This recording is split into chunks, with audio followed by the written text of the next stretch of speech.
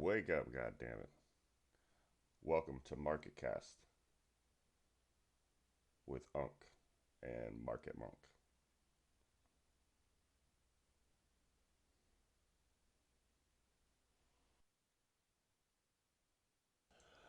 Morning, P. How's your week? Oh, it's really good. Just kind of saw the writing on the wall. I zeroed in on UNH. It just sort of rode that all week, and then downside. I kind of was the culmination. I mean, they might go down more, but AVGO taking that big move down, SMCI bleeding out. That's something we talked about weeks ago. So rather than going into a lot of new stuff, even though I saw some opportunities, I pretty much stayed in familiar territory, kind of close to the vest. FOMC did not get the full move off that, but wasn't really trying to either. Because I've just seen so many times where that goes the other way. The overnight move is the opposite of what the day ended, or vice versa. Um, so yeah, just overall solid week for me. Uh, our bigger SPY thesis played out kind of like how we thought. So really happy with that too. Yeah, I mean, I had a great plan and had a good market condition forecast, and Monday was okay, and I kind of knew it was going to be slow, and just from then on out, did not really do well after that. Wasn't much of levels holding or even good news or anything, and then back to low volume still, or continuation of low volume. Um, Yeah. Difference for me last week to this week is my Monday last week was almost five figures, and this week my Monday wasn't even goal. So that kind of didn't balance the week out for me. Also, the swings kind of there midweek were looking, the stuff I'm in kind of long term wasn't looking good. So the account was not in great shape.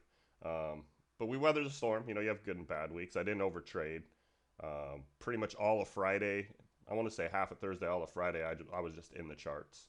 Um, Well, I think looking that for the next opportunity, because that's what it is to me. When you take a hit, you don't get up and start swinging. You go back to the gym and work out and figure out where you need to be.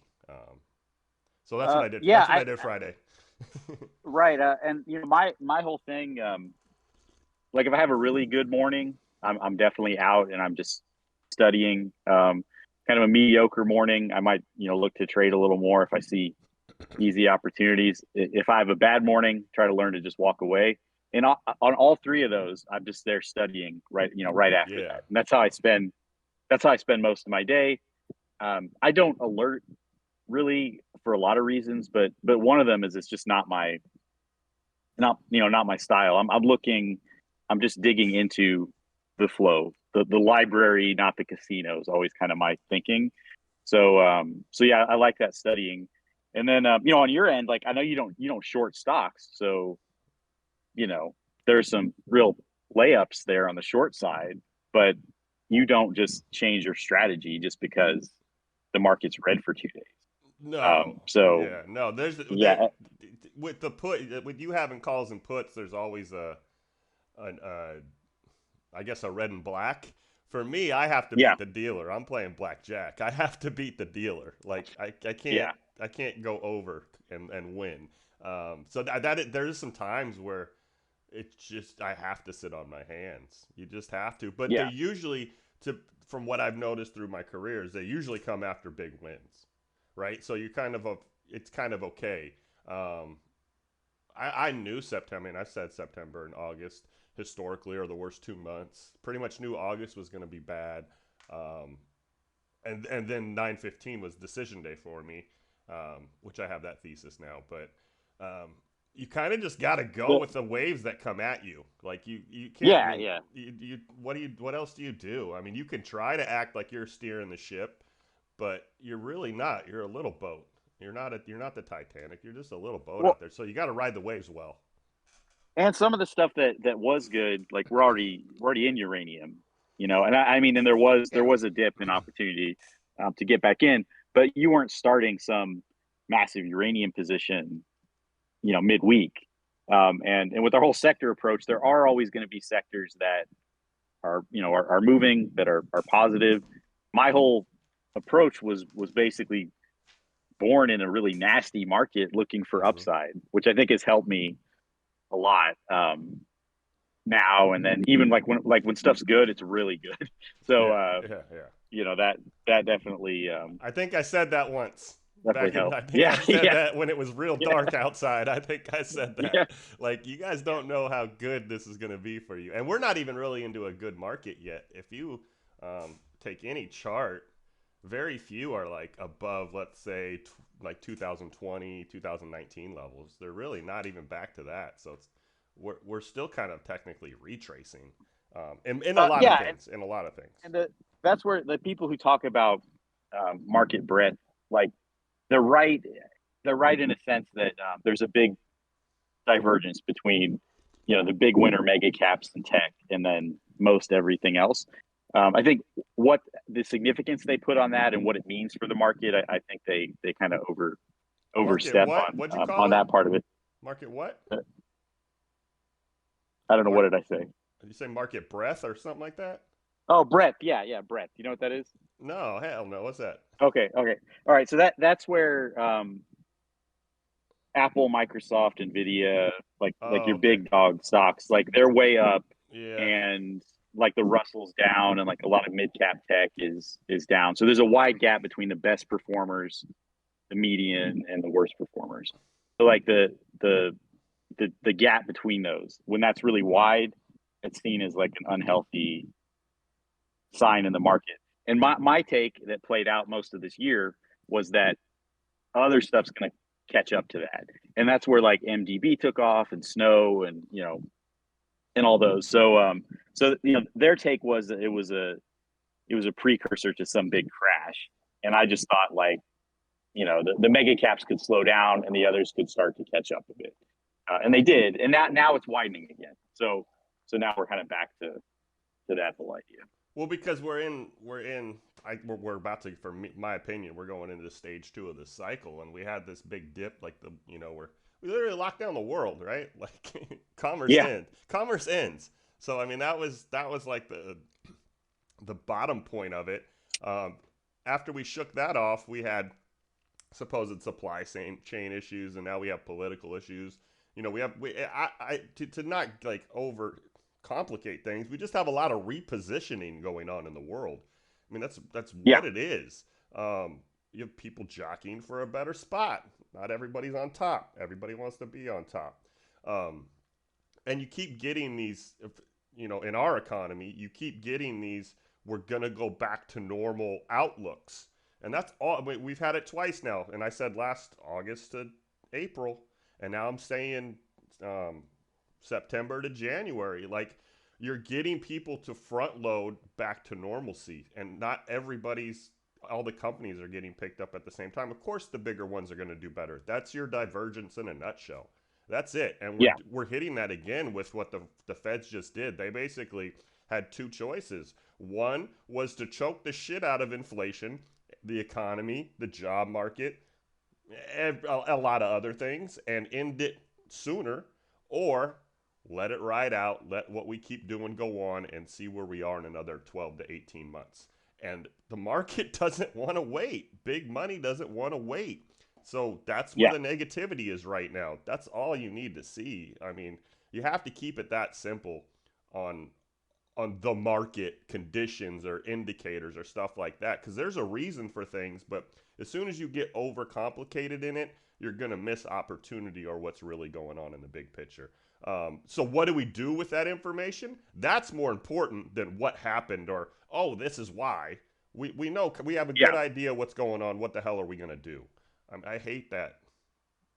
Like, I just hate that stuff. Like, I don't look at PE numbers a lot. Like, oh, it's overcooked. I don't, because the conditions of the yeah. market, we can keep going up, we can keep going down. The conditions are more important to me.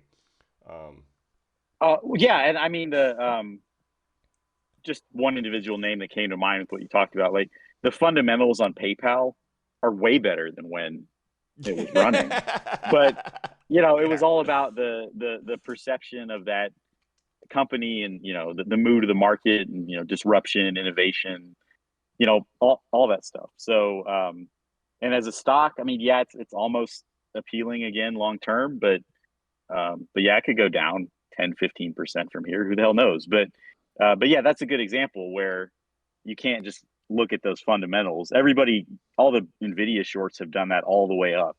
Just looking at the PE and all that, and it's just not really going to tell you what it's going to do as a trader. So I think a lot of times people need to figure out what kind of hat are you wearing.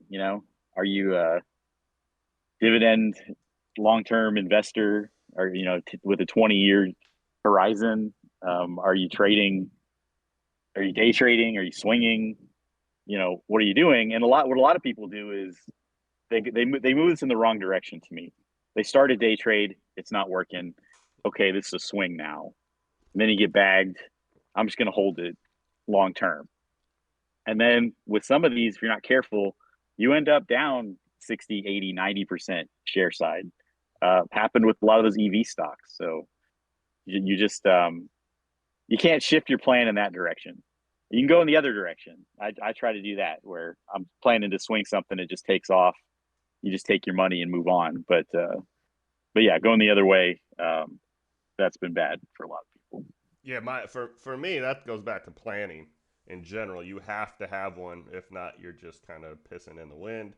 Um, but my sizing always dictates where I say I'm wrong at, right? Like if I have 100 shares, a stock can lose a little bit of money, can lose a couple Yeah, dollars. If I have yeah, 1,000 shares, a stock can't lose more than 50 cents. Like that's just how that right, right. works. I mean, it's just kind of how that works when you're day trading, and everyone's got to have that to keep their emotions out of it. And then, if I mean, to be honest with you, most people won't even say this part, but if you have a good system like that and you just go 50-50, you're still going to be ahead. You're, Oh you're, yeah, you're yeah, still definitely. going to be ahead. Like, you don't even have to be a good trader. You have to be a disciplined trader. And I don't know. I had a tweet this morning at one of these guys, and it's one of those classroom gurus. I ain't gonna say no names, but he was legit like, if as long as you only get two accounts or two contracts, you'll never kill your account. Like a reminder to himself that you can't oversize. It's like, what are you Yeah, even? What are you? That's I mean, that's as deep as you're gonna get into your planning is two contracts. Like, come on, have a little bit more of a, I don't know, just have a little more well, and structure. it, two contracts of what? Like two contracts of No. AVGO is that's going to be like $1,500 if you get a something, a reasonable strike. And then there's others, even Apple, two contracts like $200. But yeah, no, I know what you mean. And I I mean, think you said that the only also, positive there, P, is you shouldn't buy one. Okay, I got you, kid.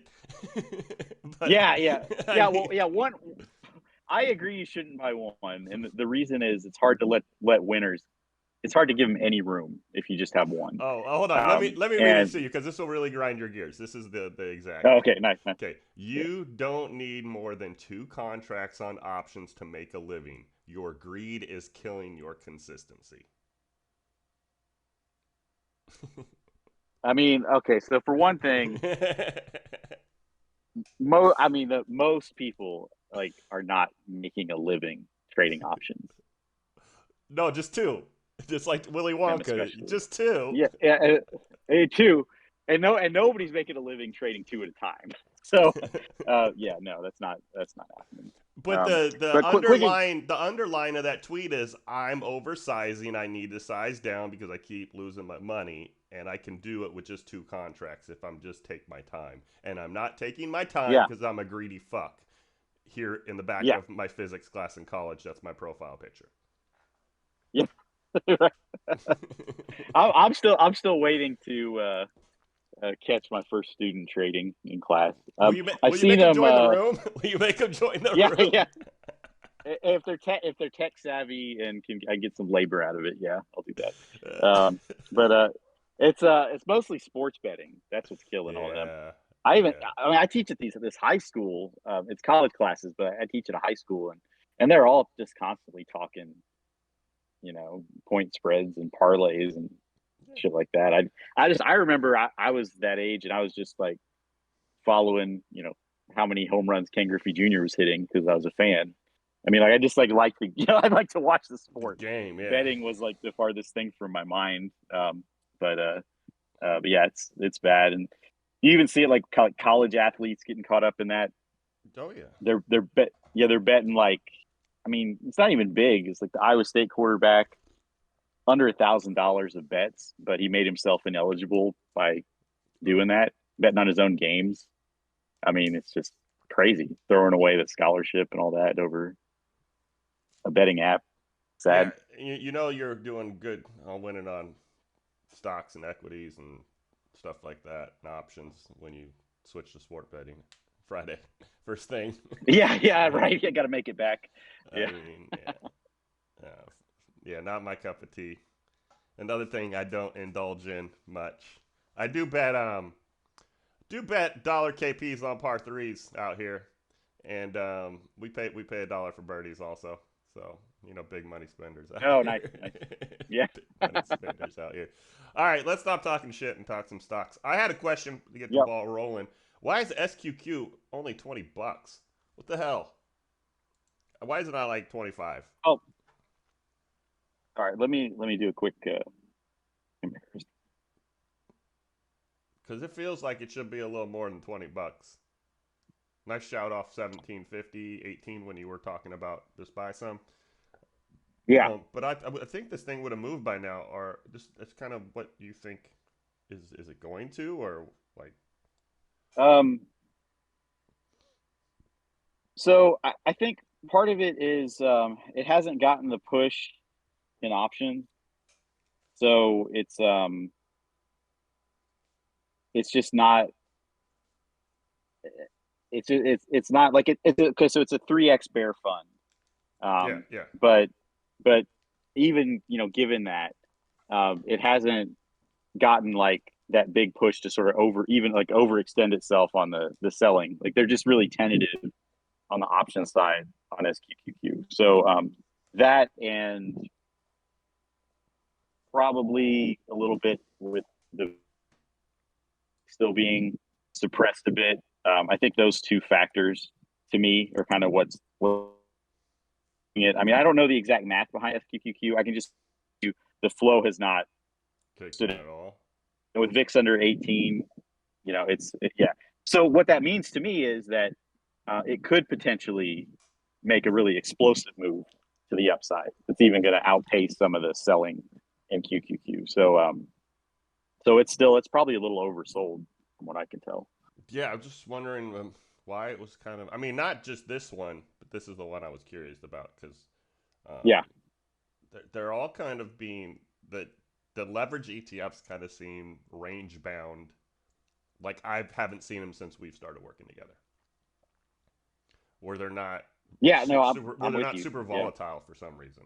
I mean, there's moves in there, but they used to be super volatile. Outside of the bio ones, Lab D, Lab U. Um, Yeah. those are like the only ones that have like this is what I would expect from some of these the other things last week, and I just didn't see that kind of move in SQQ Yeah. It's or no, I'm, SPY. I'm I'm with you. It's lower than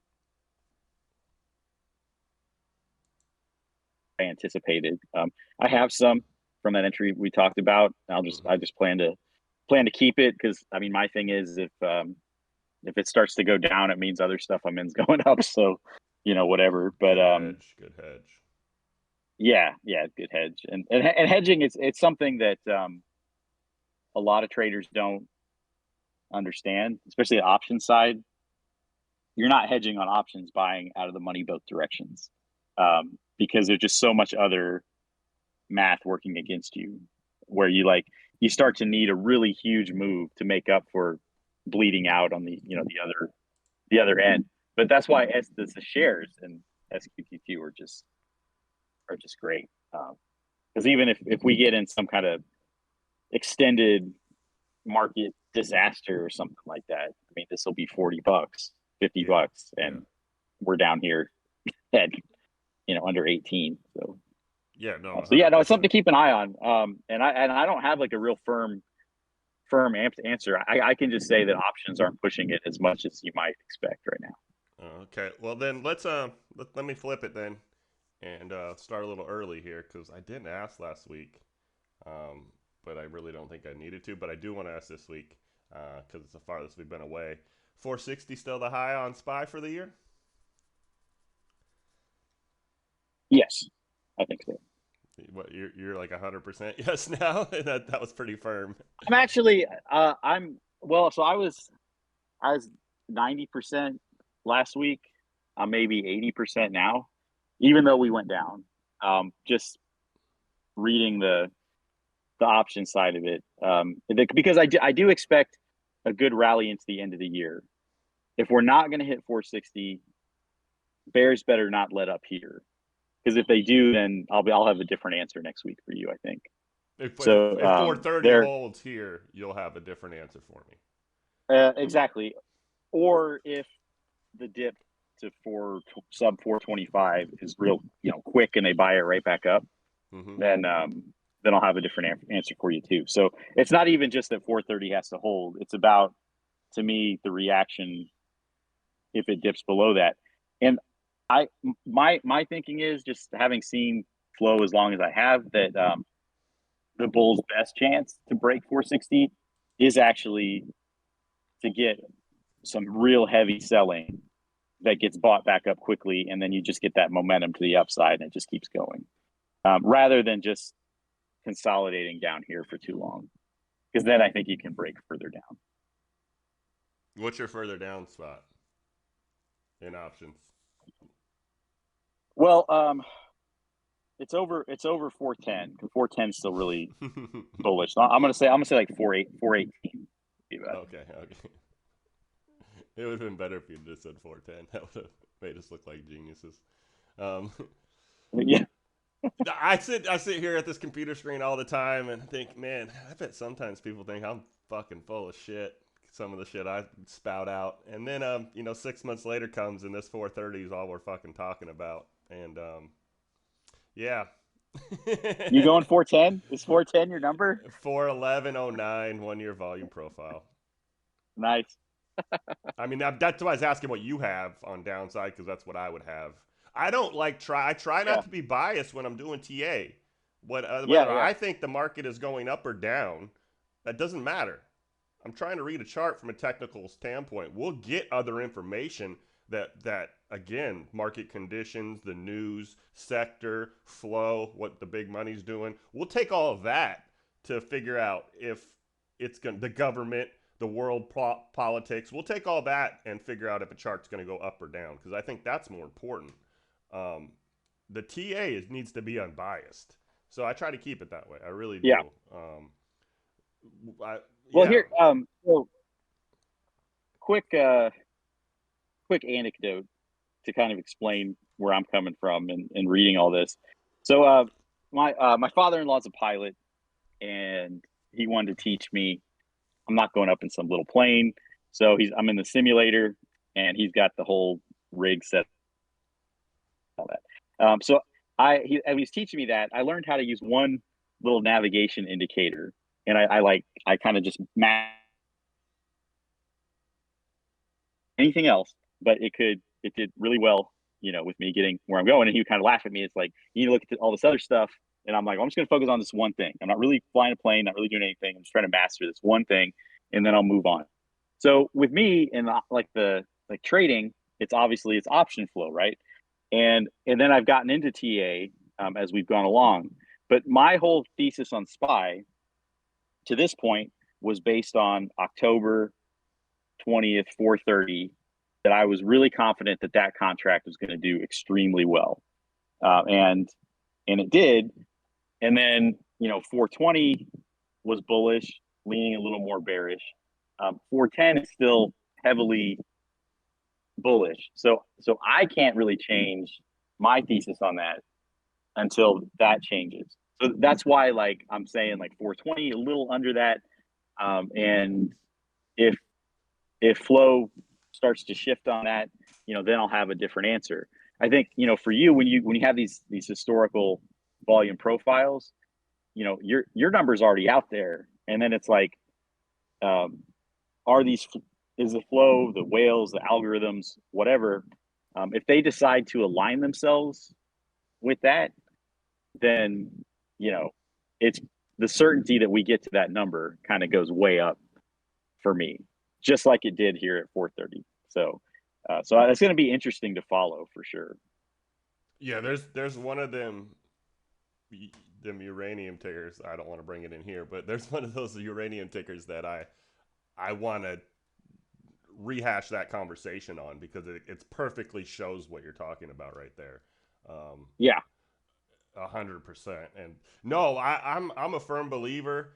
Like that's why I only have two lines. Is that my levels are gonna hit, and I try not to cloud that up so you can take profit and or get a position. And then I'm cheap, right? Like that's the coupled part. So I just try to make sure like, that these levels are going to happen at some point in time because I'm a younger guy. Like, I'm not many people are in my position where they're in their lower 40s and, they're pretty much retired, like I have a lot of yeah, time. I have 20, 30 years I can sit here and invest for.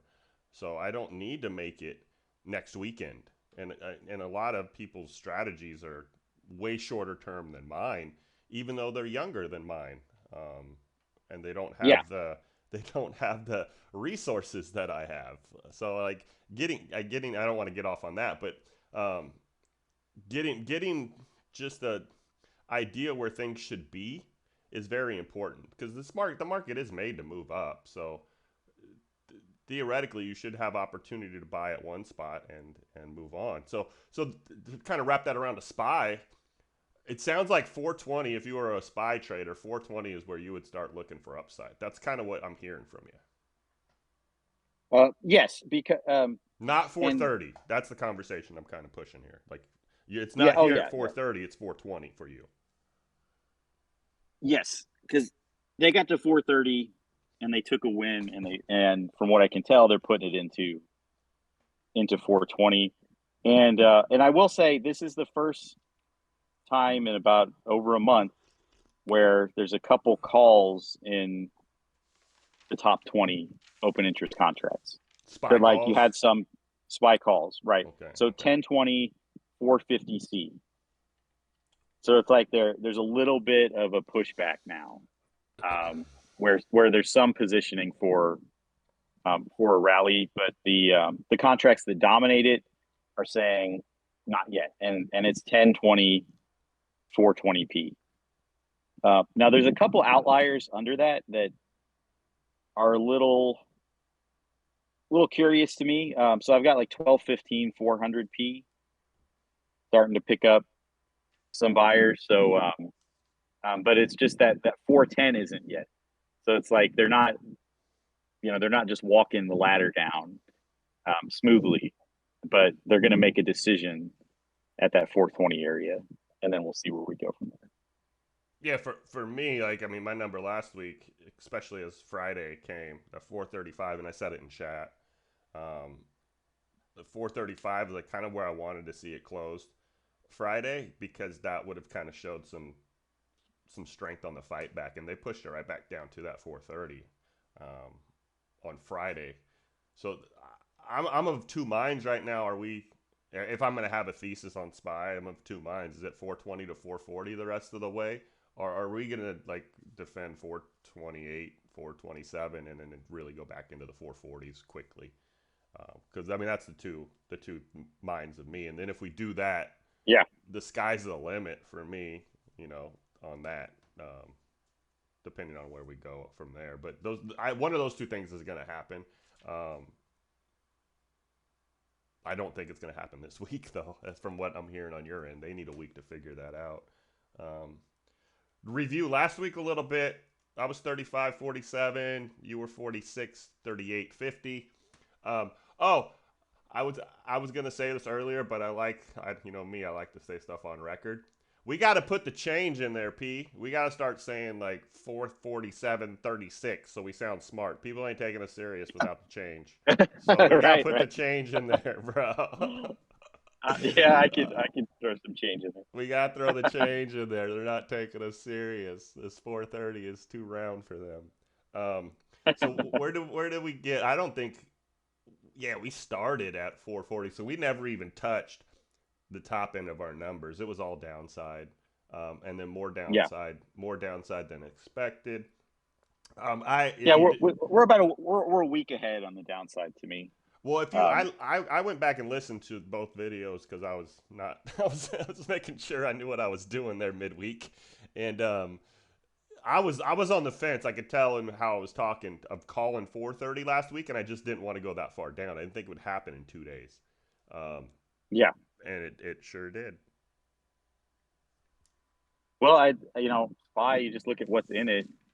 Oil was weaker than I thought it would be, so that gives it an extra push down. And the healthcare part of it did great, but that's not enough to offset what happened. And then that convo at the very end of the second session where we're talking about Microsoft, Yeah, yeah. and that obviously being a big percentage of SPY, that taking that dip to 320. So a lot of stuff lined up for that extra bit of selling we saw. SPY. No, definitely.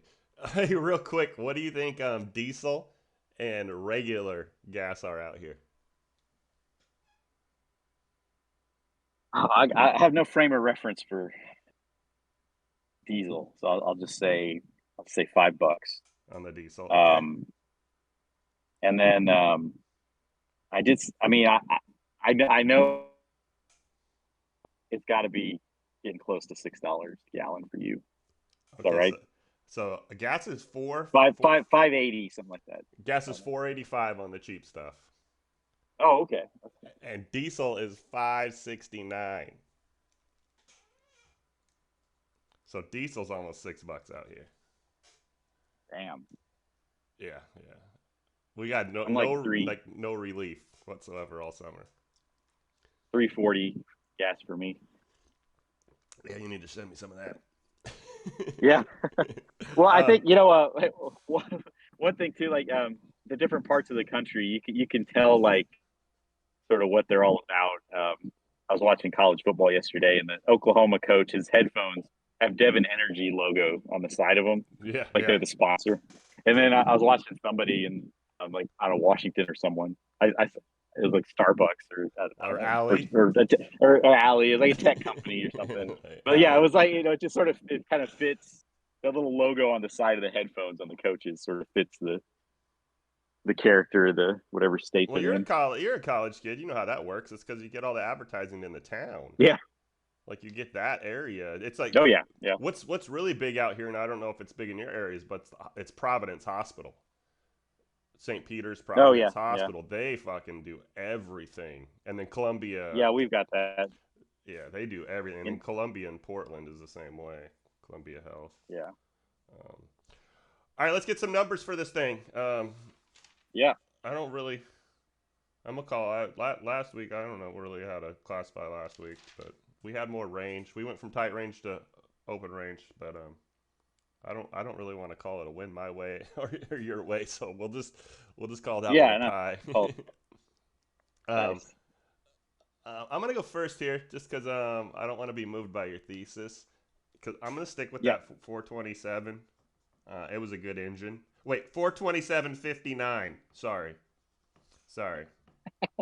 427.59. It was a good engine, Nice. and so I do think. I mean, they're not going to just stop the bleeding come Monday. Um, they'll be able to wrestle a few more bucks out of it. Um, Yeah. and then I think we're gonna bounce back just a little. Um, just from a repositioning, we've had such low volume that I think this is an opportunity for people that just like to trade to get back in. So I'm looking for more volume from something, and I think getting around JP might do it. Um, I'm kind of in no man's land here, though. Let's go 36. It's $9. 430. Wait, 436.02. Okay. Very good. Fuck my life. So I'm uh I'm gonna go with 426.55 426.55. I like it. and So similar four on the. thirty four eighty eight. So you're a little bit tighter. A little bit more Yeah, down, a little bit tighter. All right. I'm, I'm cheating a bit on this 4 hour chart. Just getting some. I got some strikes from flow, and then I call up the 4 hour chart. Ah, I like it. I Find like it. some wicks I like. You like the 4 hour wicks? I use the one, but Um, they're real similar. yeah, my whole my option trigger formula does the it's 4 hour and daily and 4 hour or like two that I go with. Nice, nice. No, I like them. I don't use four much, but again, I just use the one. It's the same for me. It's the same. You get Yeah. you get the big wicks on the one. Yeah, you get the big wicks on The the yeah one. some of those so a 4 hour candle and a monthly option. There's a kind of they align well. I guess is how I would put it in terms of like the movement you get on the 4 hour chart, trying to assess how far out to go with your expirations. It's just worked well for me. For like a day trade or just in general. Well, for a more like a swing, like Okay, what I did with okay, UNH, okay. where I went with like October 20th, but I was also day trading it, just kind of get a core position and something longer, and then I scout both directions to pay for it, and then I cash out the profit. That's how I try to trade. I'm gonna twist your arm a little on that one. Yeah, Before we go here, it made your year, huh? yeah, it did. It made my year, and I don't feel like I don't feel like I oversized either. But Nice. yeah, And I made more off UNH than um not the whole year, but then I have the past like 3 months like quarter or so. total. Nice. Yeah, yeah, Good job, P. Good job. I'm yeah. glad you Thanks. got one. I'm glad you got one. That's what it's about. I mean, even if you get one a year, it really makes it worth it in the long run. Yeah, it's just the way the options math works on those. The IV so low on UNH that a 5% move in UNH was comparable to 30% in MSTR, and just in terms of how those options moved. So it was really good, and it's just one of those where I kept seeing like 500C weeklies seemed kind of crazy, so I wasn't ever gonna buy those, but that that move to 500 and sector look and all that lined up well. So yeah, Well, then if you can get in at that's good. an affordable price that doesn't bother you, those are the best trades. That's why, and that's again why I like the dollar, $2, $3 stocks, so I can get a pretty good position and just kind of hang out. Um, Uh, yeah, I mean the 475 level on UNH. Yeah, it's gone below that a few times. It was something kind of extraordinary, news driven that drove it below that though. So even I'm in there, and it's like, what could happen? What's the worst that could happen? And I thought like, it could bleed out to 460. Have some bad reaction there. Probably would have just cut it. But I'm so zeroed in on it. I would have had some puts anyway. So it lined up as just a strong setup in a stock I know. So that's what I want people to start to build. And I see people doing that in the room. So oh, 100 that's a good percent. that's a good sign. You know what really catches me, and I never want it to be taken a bad way. It's just the only way I know how to say it. Is that you're a couple years behind on your journey, right? So I'm kind of seeing Mm-hmm. you pick up things that I've picked up that's been a part of my game for such a long time now that it's kind of second nature. But this week and last week, and definitely today, you're pounding the table on news. News is glorious, and Yeah. and Yes. I love to see it because I'm a that man. No, it's eye opening when you figure out like, hey, I can kind of trust news. Like the general um, momentum should continue if I read the news first. uh, yeah, and we saw it with I had said, I guess it was just a rumor at the time, but the AI chip, like people cutting their orders on Yeah, Nvidia, yeah. and like so I'm like you're gonna have the big name tech stock matched with the chip maker, and there's gonna be a narrative that demand is falling off, and they're cutting orders and whatever, and then that ended up with Broadcom. I mean, holy crap! Like that thing went, it came back, but it was down like 6% pre market because Microsoft, there was a story out that they were going to cut. cut their orders. The demand wasn't as big. Yeah. Yep. Yeah, exactly. And when you have someone who's kind of a second fiddle as it is, and Broadcom's not Nvidia, then the move's going to be these oversized moves down. And then on the flip side, the news went positive. Microsoft said, "Oh no, we're all good for now," and it went up 5% in 2 days. And I had posted, I'm like, this has kind of a squeeze look to it. And while most of tech faltered, Broadcom on Friday took off almost 3%. So I'm with you. Yeah, I'm following news. I mentioned it in the restaurant stuff that we're going to talk about. So, divergence it's good. Divergence and chart, and like the skill that like you taught me is the sectors and kind of like the divergence of charts in sectors, like what's not the same in sectors, and that you had that skill first before the news, I think is gonna give you a different recipe, basically different sauce. There's a bad way to play news. I won't even mention his name, but he's a one of those Moon or Zero kind of spy gurus, and or whatever. He buys out of the money crap, and he'll chase news, but he'll after the news breaks and the stock pops up, he's buying in the wick on the minute chart, and he's just instantly destroyed. So, but with us, it's stocks we know, it's news we're anticipating, and we're ready, and that's kind of how it's done. Yeah, and you got to wake up early too. Those pre-market spike, pull back and retrace, and then it takes off. That environment's kind of coming back too. Oh, Uncle Monk over here. Yeah.